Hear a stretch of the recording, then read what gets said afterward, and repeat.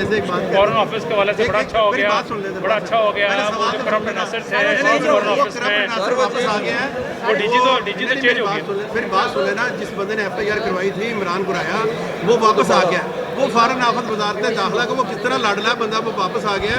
एक बात ये है, दूसरी ये है कि जो फॉरेन ऑफिस के जो इस तरह बैठे हुए असद महबूब, उनके पास एक ऐसी गाड़ी है जो ब्लैक शीशों वाली गाड़ी है, साथ उसके एक पुलिस का डाला होता है, एक उनको एजेंटों का डाला होता है, 3 डाले वो अपने साथ रखते हैं। एक तरफ वज़ीर-ए-आज़म कह रहे हैं कि पेट्रोल बचाएं, उधर वो उनकी शाह खर्चियाँ जो आपने अभी बताया ना, जी तो उसको इन्वेस्टिगेट कर लेते हैं, और जो आपने बताया फैसिलिटीज पूरी मिलेंगी।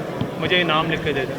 जिनका डाला वहाँ पर खड़ा होता है, मंडे को आ जाएगा। खड़ा होता है, मुझे नाम लिख के दे दें। ठीक है, मैं दे देता हूँ। शुक्रिया बहुत, मेहरबानी।